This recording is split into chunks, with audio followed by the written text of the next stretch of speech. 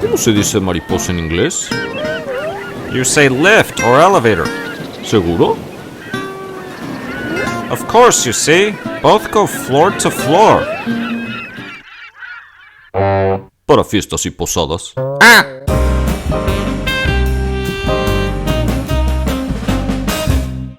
Welcome. So today I'm going to be talking about pronunciation, specifically that special pronunciations that many of you associate with Spain, and many of you might call it a lisp. Although I would not call it a lisp, and the reason why is lisp we generally think of a speech impediment, for example, and that's not really what it is. But if that's how you know it, that's how you know it. So there's three terms that we will need, and one of them is Seseo. So Seseo is when the speaker pronounces everything with an S. This is very common in southern Spain and all of Hispanic America. So all Spanish-speaking countries in America, that is the common pronunciation, which means that you would say things such as silencio, right? So even though there's a C for silence, you still pronounce it as an S. That's what that is. Now, we also have Ceceo. Ceceo, that's the actual lisp. That's the speech impediment. We don't really need to focus on this one much. Really, the first and the last are the most important. Differentiation. Differentiation. So differentiation is making a difference or distinguishing between an S and a C or a Z when it comes to, for example, S, sa, se, si, so, su, tha, the, thi, tho, thu, right? Now, to give you some examples, it would be like this. So, sa, se, right, si, oops, that goes over here. Getting ahead of myself.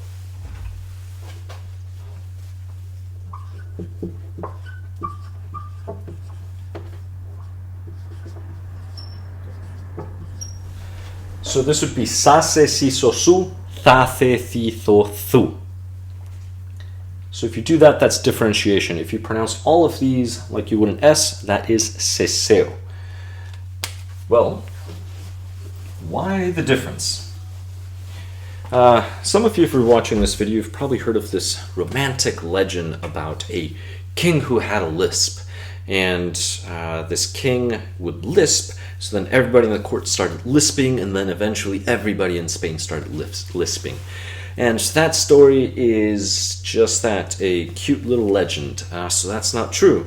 And the reason why it's not true is for the following reason. So if we have a word such as silence in Spanish, silencio, silencio, right? Seseo, that would be silencio. This is how most Spanish speakers in the world would pronounce this. But in Spain, this is silencio. So it's just this one. If it were truly a lisp and a speech impediment, all of these would be pronounced th, which is what Ceceo is.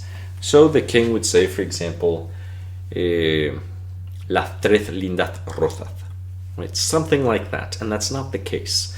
So, all right, sounds good. That story has been debunked, I guess. Well, let's talk about when this sound came to be, and then the phonetic mechanics behind here. So we'll talk about the mechanics as well as the history. So this sound pretty much solidified itself in most of Spain, the greater portion of Spain, around mid-17th century. Now, there are records of this sound being used earlier that century, so long before this time, right? Early 17th century, there's records of this. All right. Now, if you think about it, by the time that sound solidifies, it's been about 100 years, it's been over 100 years since colonies have already been established in America. So that's the reason why the sound never carried through. That's honestly why. So if you've ever wondered, wow, why do people in the Americas not use that sound? Well, colonies were already existed. So if you think about it, somebody from Spain that's maybe using that sound or has that sound would have to travel to a port city. That person would probably be there for a month waiting for a ship, and then eventually be on that ship for another month, and then end up in Cuba, for example, until that person ended up wherever, whatever colony that individual was going. So that person's speech would end up assimilating this, even if the person did this. That's the reason why. So now let's look at the mechanics. Well, if we take a word, for example, pizza, right? A lot of Spanish speakers will pronounce it pizza or pizza, right? Maybe pizza, although I don't think that's very common. But if you take the sounds like tsa, za, or even xa, right? Why? Because in some dialects of Spanish, some people will actually say pizza, interestingly enough. Well, that's the sound that actually became that, or a fricative, so really quick, sorda. Some of you might be thinking, oh, doesn't that mean deaf? You're right, but in linguistics, this is the term that's equivalent to voiceless. So let's talk about voiceless versus a voiced sound. So a voiceless sound, your vocal cords do not vibrate. A voiced sound, they do. So if we take S, for example, S is an alveolar fricative, but it's a voiceless alveolar fricative. So S, there's no friction. And it's fricative because as long as there's airs in the lungs, you can keep producing the sound. S, right? That's it. Now, a T, for example, in Spanish, T's are dental. So that's one of the differences between Spanish and English. In Spanish, it's T's and D's are dental, da, da, versus English, ta, da. They would be alveolar. Your tongue would go here for English. Spanish over here. Well, let's look at a T. So a T would be a voiceless dental stop. So it's voiceless because the vocal cords do not vibrate, right? It's dental because the tongue's behind the teeth, and it's a stop because the sound just stops. That's it, done, versus a fricative. Well, if we combine the values, the phonetic values of these two sounds, we get rid of the stop, keep the fricative, right there. We get rid of the alveolar, make it dental. We'll make it interdental, push it a little farther down. We have the interdental. And not voiced, right? So it's a voiceless sound. What do we get? That sound, like thought in English. It's that same exact sound, right? Think, thought. And that's really it. So in reality, this sound, this was just an invention, a creation that happened in Spain. But I guess one could still make the argument, potentially, for a short period of time, that maybe the king did have a speech impediment, but it wasn't all S's. It was just those pairs, those consonantal pairs, like tsa, za, or ksa, ksa, for example. All right, fair enough, right? That would clear that up, and we can still keep that cute little romantic story about a king with a speech impediment. The problem is the following. In the records that exist long before this, right, in the beginning of the 17th century, the sound was not a centralized sound. It didn't begin in a court and then spread to, say, Madrid, and then from Madrid to all of Spain. This sound actually occurred sporadically throughout all of Spain until eventually it gathered, say, enough momentum, and that was the pronunciation that pretty much cemented itself through the greater portion of Spain. So unfortunately, it doesn't matter how we spin that little romantic story about a king, it's really not going to hold. The reality is that sound came to be because it's just a combination of values, of phonetic values. Whereas in parts of southern Spain, for example, and the rest of the Spanish-speaking world, they were not as creative as most Spaniards. They simply just dropped the one sound and kept the other one. So there you go.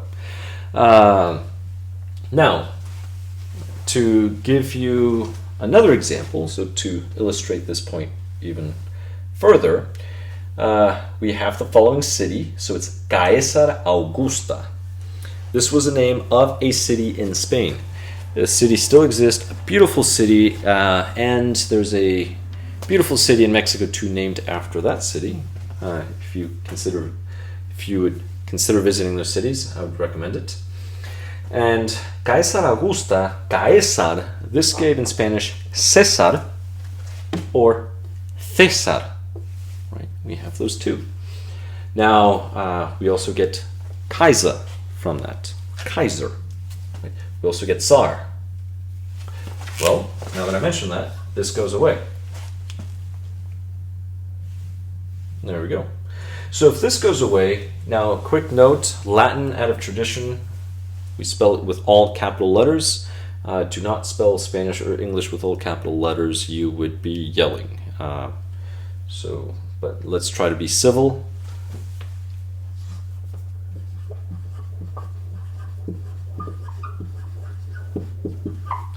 So we end up with this. Now, usually this combination AU in Spanish will become an O, but here it does not become an O. It just assimilates, so we'll just drop the U. And U's, whenever it was a short U in Latin, this would become an O. So it's short U, not stressed, it will become an O. So we will have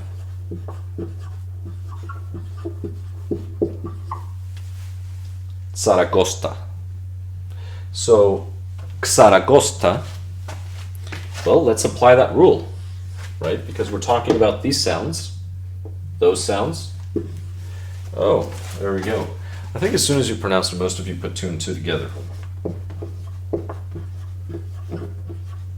And that's the city of Zaragoza, or Zaragoza, Zaragoza. That's what we have there. So, Seseo is pronouncing everything as if it were an S. This would be the lisp. Generally we think of a speech impediment. And this is differentiation, where we make a distinction between S's, C's, and Z's. Now, a quick little note about S's. Depending on where you go, you might hear different pronunciation. Most Spanish speakers will generally pronounce it as a regular alveolar fricative, S. If you go to Madrid, it will be very common for you to hear a retroflex. So retroflex, you curl your tongue behind the alveolar portion, so your tongue does this, and then you would do shh. Think of Sean Connery, right? So for example, silencio would not be silencio, rather silencio. Las tres. Something like that. This being said, I hope you enjoyed this video. Thank you very much, and I'll catch you in the next one.